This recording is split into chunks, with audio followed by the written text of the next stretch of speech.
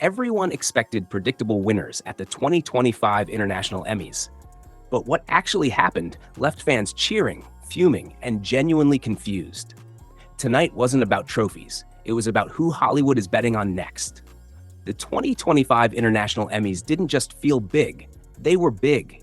This year shattered records before the show even started. 64 contenders, 16 categories, and for the first time ever, a massive 26 countries fighting for the same golden statue. It wasn't an American night. It wasn't a European night. It was a global free-for-all, where every region showed up ready to prove their storytelling has gone international. And you could feel it. The energy wasn't the usual predictable buzz. It was competitive, almost electric, like everyone knew this ceremony might reshape the balance of power in television. Because when you pack that many countries into one stage, the wins don't just matter, they signal something. They reveal whose stories the world is craving right now. But the craziest part? This global scale wasn't the highlight of the night. It was what this new level of competition exposed next. If there was one country that didn't just show up, but took over the entire ceremony, it was the UK. British TV walked into the International Emmys like it had something to prove, and walked out with 7 trophies, leaving everyone else wondering what kind of storytelling magic they're cooking across the Atlantic. The drama category? Gone to the UK, with rivals snatching the win and reminding everyone why British dramas hit different. The comedy category? Also claimed by Britain, thanks to Ludwig, which swept the room with that signature dry humor meets sharp writing formula the Brits seem to master every year. And the acting categories? They didn't escape the British wave either. Anna Maxwell Martin walked away with Best Actress for Until I Kill You, delivering a performance so intense that critics said it lingered long after the final scene. It was one of those wins where the room didn't just clap. They nodded, like, yeah, that one was earned. By the time the winners list was finalized, the message was loud. British television isn't competing, it's leading. But the UK sweep created another kind of problem. Because when one region dominates this hard, someone else is getting pushed out of the spotlight. And that led to some surprising, eyebrow-raising moments next. But even with the UK dominating, the night wasn't a one-country show. Because the real beauty of the International Emmys is how fiercely the rest of the world fights back. And this year, the global voices came through louder than ever. Spain delivered one of the night's standout victories when Oriol Pla took home Best Actor for Yo Adicto, a performance critics called raw, haunting, and almost painfully honest. It was the kind of win that reminds everyone why Spanish-language dramas keep exploding across streaming platforms. They're emotional, fearless, and impossible to ignore. Japan made noise. Germany scored big. Australia grabbed its moment. Even countries that rarely get Emmy spotlight, like Qatar, Turkey, and Denmark, walked away with gold. It wasn't just diversity for the sake of diversity. It was proof that storytelling brilliance exists far beyond the Hollywood bubble. And the crowd felt it. Every time a new country won, the room lit up in a different language, a different rhythm, a different culture, claiming its place on the global stage. For the first time, it genuinely felt like an award show where anyone could win, and where the future of entertainment wasn't American or British, it was international. But with all these wins, there was one moment everyone kept talking about. A moment that didn't come from an actor or a director, but from someone who usually works behind the scenes. And then came the moment nobody expected. The moment that flipped the entire night's energy. Because the biggest honor at the 2025 International Emmys didn't go to an actor, or a director, or even a writer. It went to someone who usually operates far from the spotlight. Dana Walden, the co-chair of Disney Entertainment. When her name was called for the prestigious Founders Award, the room shifted.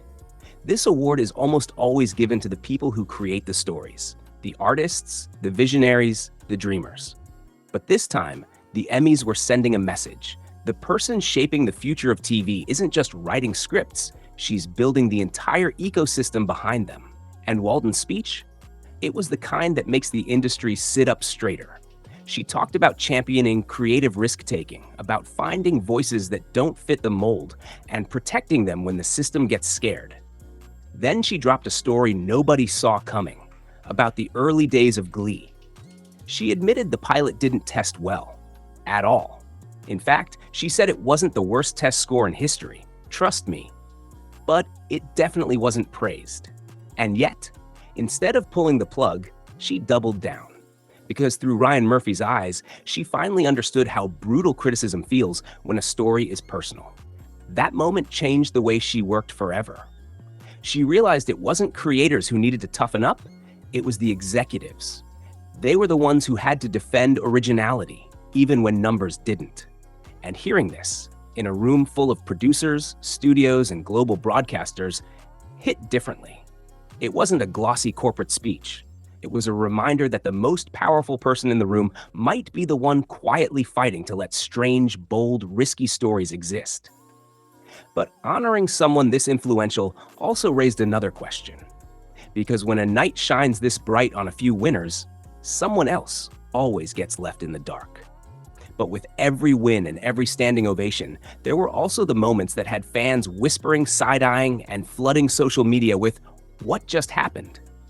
Because the 2025 International Emmys came with some major snubs, the kind that leave a sting long after the show ends. One of the biggest shocks of the night? No wins for Amar Singh Chamkila. The film came in with heavy expectations, global buzz, and even a Best Actor nomination for Diljit Dosanjh. Many thought it was finally going to bring a South Asian production back into the Emmy spotlight. But category after category passed, and the film walked away empty-handed. Fans online were stunned, some calling it the biggest miss of the night. And it didn't stop there. A few critically praised international series, especially from Latin America and South Asia, didn't receive the recognition many expected. Social media threads immediately lit up with debates, conspiracy theories, and frustrated viewers saying the Academy played it too safe. Others argued the UK's sweep overshadowed deserving contenders from smaller markets who rarely get global attention. Even in acting categories, there were eyebrow-raising moments. Performances that had viral fan support, but still didn't break through. And in an award show this diverse, every snub feels bigger, louder, more emotional. Because when 26 countries compete, the margin for victory is razor thin, and sometimes the best stories don't get the trophy, they just get the conversation. And that's the wild part. Sometimes the snubs reveal more about the industry than the wins. But all these surprises led to one final takeaway. A realization about where global entertainment is heading next, and why this year's Emmys might be more important than anyone expected. When the last trophy was handed out and the cameras stopped flashing, something became clear. This wasn't just an award show, it was a preview of where entertainment is heading. The International Emmys didn't just celebrate great television, they exposed a shift in the entire industry. Think about it. 26 countries competing at the same level across 16 categories, with winners coming from places that Hollywood barely acknowledged a decade ago. That alone tells you the playing field isn't just leveling, it's expanding. Stories in Japanese, Spanish, German, Turkish, Danish, and Arabic aren't niche anymore. They're mainstream, they're global, and platforms know it. Streaming giants are already watching these results like a weather forecast. Because if a country wins big at the Emmys, it signals one thing. Viewers everywhere are ready for more from that region. And that means more licensing deals, more international originals, more collaborations that mix cultures, languages, and production styles in ways we haven't seen before. This year's Emmys also proved something else. The traditional wall between Hollywood and the rest of the world is cracking. You don't need a US studio to break through. You don't need an English language script to go viral.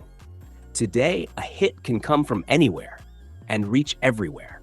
And that's what makes this moment so important.